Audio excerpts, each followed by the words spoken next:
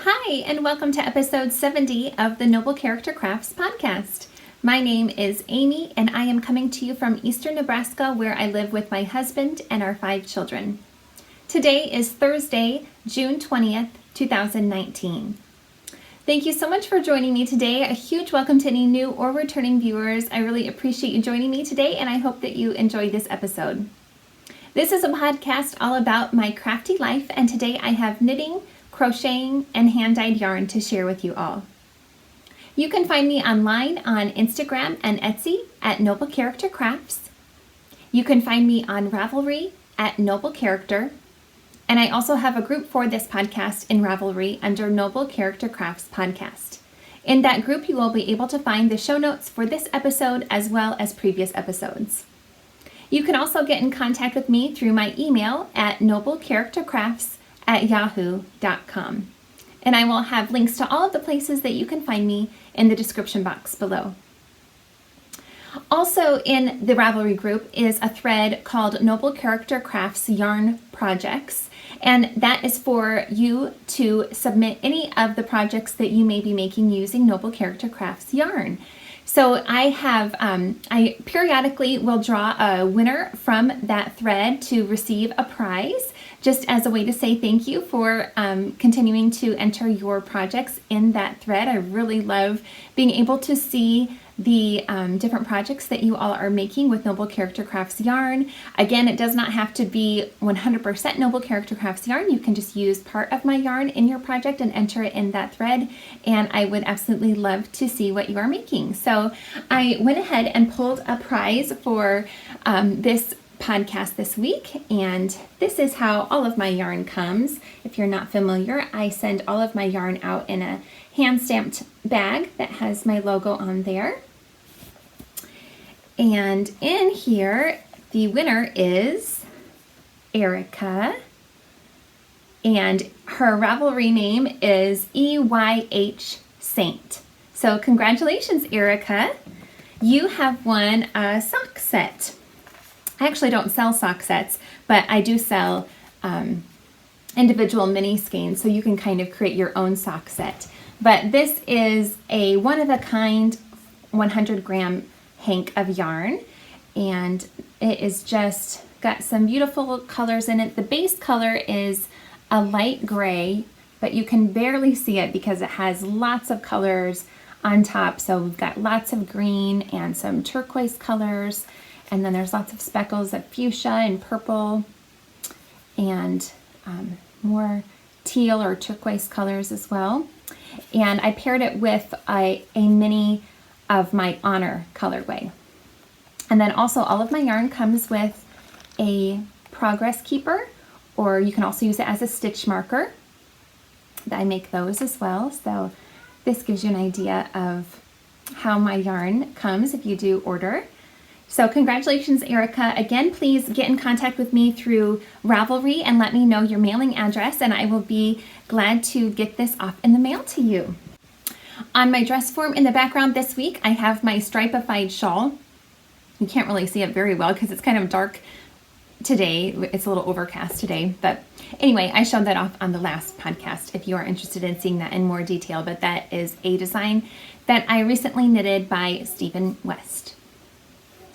And I have quite a few finished objects to share with you all this week as well, the first of which I am wearing. I'm so pleased with how this shawl turned out. This is the Kayana Shawlette, and it is a free pattern by Jennifer Weissman on Ravelry. And I knit this for my husband's grandma Dorothy. She is turning 100 on the 25th of this month, and we are actually having her birthday party on Sunday coming up this weekend. And so I'm so excited that I was able to get this finished for her in time for her birthday.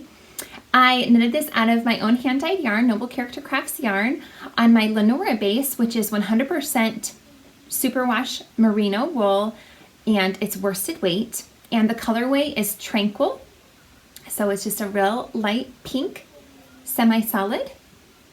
And I really just love how this came out. It's such a nice size, and I'm really hopeful that she will be able to get a lot of use out of it. So go ahead and take it off. I cannot wear it today because it is warm in here. So I won't be wearing that anymore because I was getting a little warm already.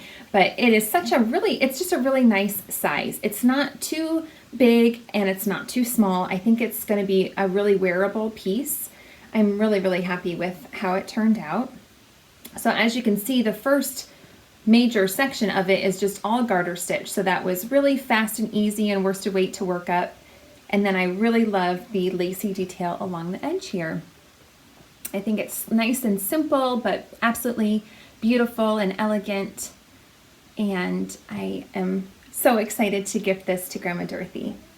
So I assume that she will probably wear it over her shoulders for the most part. I can kind of show her how to wear it the other way too, like a bandana style. But I think she will probably wear it like this. This is how I kind of intended to have her wear it. Over the shoulders just to keep her warm if she's ever cool. And I think it will look so beautiful on her. She's got such a, she often wears pink and she looks so good. And her complexion just looks really nice with light. I think this light pink color will look really nice on her. I opened up my shades a little bit that are in front of me here. So it's kind of blowing it out a little bit, but when I had them shut, it was a little bit too dark in here. Like I said, it's overcast, so it's kind of blowing out a little bit, but if I back up a little bit more, maybe it'll be better. But anyway, I really, really like how this turned out, and I like the shape of it. I think it's going to be a really nice piece for her, so I'm excited to give that to her. I knit this on the recommended needle size, which was a US 7 4.5 millimeter needle, and it used about 2.5, maybe not quite 2.5 skeins, but it did use over 2 hanks of yarn. So all right, I have some more finished objects. So there's been a few times recently when our family has been invited to go over to friends' homes for supper, or well, for a get together with friends. And both times I was like, oh, I wish I had something to give them, you know, for inviting us over as just a, I don't know, like a thank you for having us over. And so I really wanted to make up a few little gift sets to give to friends whenever, you know, if and when we are ever invited over to people's homes in the future. So I wanted to make some sets of dishcloths and a matching pot holder to go with them. So I have this one set here, which I really love the colors in this. I think it will go with, hopefully it will go with quite a few, you know, I would think that this would go with a lot of different people's decor in their homes. So hopefully it will be neutral enough to be liked by many people. The dishcloths I made using the free pattern on Ravelry called Grandma's Dishcloth. And it is a free pattern by PJ Allen. I used all 100% cotton yarn. This one was made using Lily Sugar and Cream in the Emerald Isle colorway. I did modify the pattern a little bit. The pattern calls for a US 7 needle, but I used a US 6 4mm needle instead. And then the pattern calls for you to increase up until you have 45 stitches on the needle before you start decreasing. And I actually went up to 55 stitches since I had a smaller needle, and I like the dishcloths to be just a little bit larger than what is typical, I guess, for a knitted dishcloth. So anyway, I really like this size a lot, and I think that the density of the fabric turned out really nicely as well. Yeah, these work up so quickly, and I was able to memorize the pattern really, really quickly. They're very mindless and easy to travel with them and work on them, so they've been great. So the other two that I made are using Peaches and Cream yarn. This is the rosemary colorway. And the third one is the same Peaches and Cream in the aquamarine colorway. And then for the pot holder, I made this using the free pattern, again on Ravelry, called the Standard 12 Round Mandala, and it is also a free pattern by, now I've forgotten, but I'll put it down below. And if you watched previously, I did make a larger one of these, a very large one, to fit one of my large pans that I use quite often. And I just really loved making that pattern. And so I think for that one I did 15 rounds instead of 12. But for these I made them smaller, and I only made 8 rounds before I added the scalloped border. So I just used a bunch of scraps, so I do have the same colorways that I made the dishcloths out of in here, as well as some cream coat. That's really pulling out. I think I should try to pull this shade down a little bit. There, that's better. Okay, so I did, I used cream for every other row on these, and I really like how this one turned out. And I absolutely love that scalloped border. I think it's so sweet. And I think this will be a nice size for, you know, a more typical pot holder size. So I think this will be really cute. I think what my idea is to put these together like this, and then maybe tie a ribbon around the whole package and gift it like that. I think that'll make a really sweet little bundle to give to a friend if we go over to their home for maybe a meal or something like that.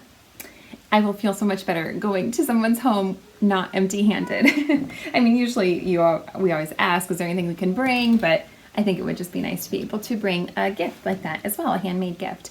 So I made another set as well, just so I can have a couple of sets on hand. And well, I'll show you the set as a whole first. So here's the second set. I think they're so sweet. These washcloths are all made using Knit Picks Dishy yarn. This one is in the Deep Blue Sea multi colorway. Oh, and this first one I made, I accidentally went up to 56 stitches. I just kept going and I counted and I was like, oh, I'm already too far. But I just ended up making these 3 with 56 stitches before I started decreasing. And I think that the Knit Picks yarn is a little bit thinner than the other yarn, and so they're pretty much the same size. In fact, I think that the Peaches and Cream is still a little bit longer, or the Lily Sugar and Cream, this one is, but they're about the same thickness, those two kinds of yarns. Anyway, I went up to 56 stitches for these. This one is in the Sunshine multi colorway. I love how that one worked up. Such a fun, bright color. And the third one is in the blue colorway. And again, same thing for this one. I did 8 rounds and used just a bunch of different scraps for this pot holder. So I am really, really happy with these 2 sets that I have on hand, and I'm just gonna try to keep a couple of sets on hand at all times so that I will be prepared in case I ever want to give a gift to anybody. So I'm really happy to have these little gift sets ready to go. And they were super fast and fun to work up, so I love being able to make those pot holders using up lots of little scraps, because you do just end up with lots of little tiny scrap pieces when you're making dishcloths, because inevitably you don't end up using all of the cake of yarn that you have. So anyway, I'm glad to have those on hand. Okay, on to works in progress. My first work in progress is in this beautiful bag by Tanny Casey, and I have a twill and print row counter / enamel pin on here. And I am still using that as I work on this cardigan. I am making the Summer Dawn cardigan, which is a beautiful pattern by Andrea Black.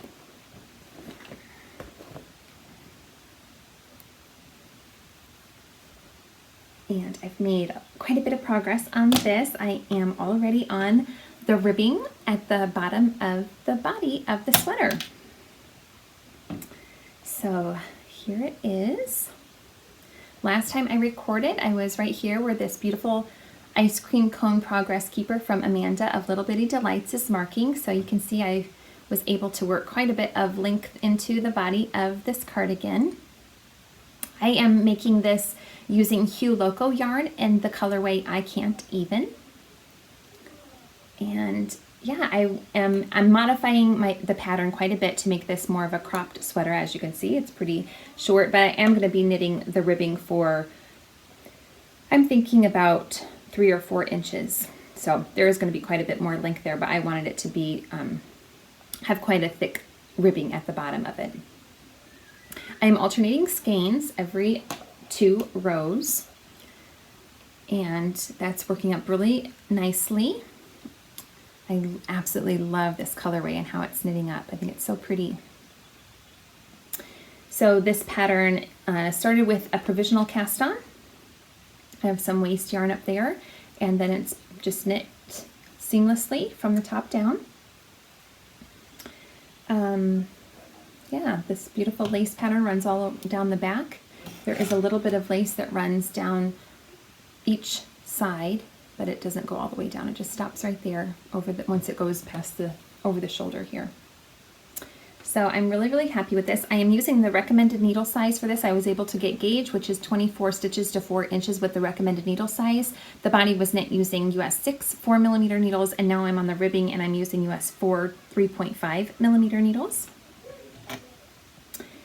I am also going to be making the sleeves no more than elbow length. I'm not quite sure how long I'll make them, but I am not going to be, well, the pattern calls for them to be about elbow length. I may make them shorter than that. I'm not exactly sure.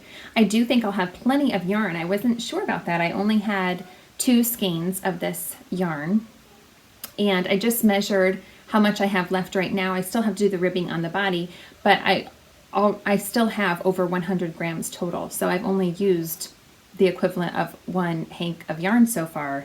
So I think I'll be fine with whatever length of sleeves I want to make. I think I'll have plenty of yarn, which is wonderful.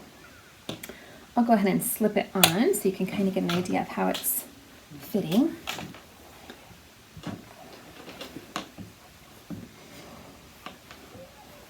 Oh, I am, the button band is knit on already, so that's nice.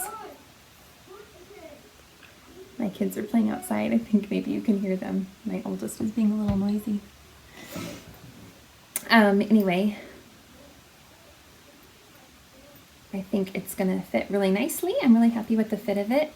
And yeah, like I said, the ribbing, I'm gonna have it go down quite a bit further, so I think I will like that. I think I'll get a lot of use out of it, wearing it over dresses and things like that. So yeah, I'm really happy with how it's coming along. I'm so excited to have this in my wardrobe. I think it'll go with so much, so I'm super excited about that. My next work in progress is in a me-made bag that I made using the tutorial on YouTube by Erica Arndt called the Easy Drawstring Tutorial, the Easy Drawstring Bag Tutorial. I feel like I always mess that up. And in here I am making a prayer shawl for my husband's other grandmother, Grandma Gloria. She recently lost her last remaining sibling, and they were really good friends. So I wanted to make her a prayer shawl. And I am making the SALCOMBE shawl, which is an absolutely beautiful pattern by Hannah of YARNIA Designs. And it's coming along nicely. The rows are quite long now, so I haven't made a ton of progress on this. I haven't put as much time into this either, but I haven't made a ton of progress on it. So anyway, I am absolutely loving it though. So this progress keeper, which I made using an old necklace charm of my mom's, is marking where I was last time I recorded. I am on the final bordered lace section. I'm using my own hand-dyed yarn for this shawl. The main color here is my Sparrow colorway, and that's on my Pitter Patter base, which is 75% superwash merino, 25% nylon fingering weight. And then the contrast color is my Strength colorway, and that's on my Twinkle Toes base, which is 75% superwash merino, 20% nylon, and 5% gold stellina, also fingering weight. And I really am happy with how those two colorways are working up together. And yeah, I'm so excited to see how the bordered lace section will knit up. It's really a beautiful design, and I'm absolutely loving working on this. I'm really excited to gift this to Grandma Gloria. I think that she will really like it. I am pretty confident that she will enjoy these colors as she wears these earthy toned kind of colors a lot. And I know she'll love the sparkle in the gold stellina yarn because she loves wearing sparkly things. So yeah, I really love this pattern. I highly recommend it. Hannah is a beautiful designer. All right, so those are the only 2 works in progress that I have right now, besides all my scrappy blankets, which I haven't made a ton of progress on lately. But I think I'll try to focus on these 2 until I get one of them done before I cast something new on. But we'll see. Never know for sure. The last thing I have to share with you all is a set of yarn from my Etsy shop. Every time I record a podcast, I like to share a set of yarn that I think would work well together for a project. And this week I have a new faded set to share with you all. This was a custom order that I received from someone, and she asked for a set of 3 that faded into each other from a light to a darker gray. And then they are speckled with teal and dark brown. And it's got some color splashes of like a rusty orange color in there as well. And this is my Deliver faded set. So right now it is in my Etsy shop as a set of 3, but it is similar in tone. The base tone is very similar to my Glory set, my Dwell set, and my Listens set. So those 3 sets are sets of 5. Well, I do have them listed as sets of 4 or 5, but the most I have is 5 from a light gray to a darker gray, darker than this shade. So I could definitely make this set in a set of 4 or 5 as well, if any of you are interested in that. So please just message me if you are interested in a set of 4 or 5, but right now they are listed as a set of 3 in these 3 tones. So I'm really happy with how they turned out, and I think that they will make a really beautiful project together. I just love the specks here. I just think those are such a cool combination.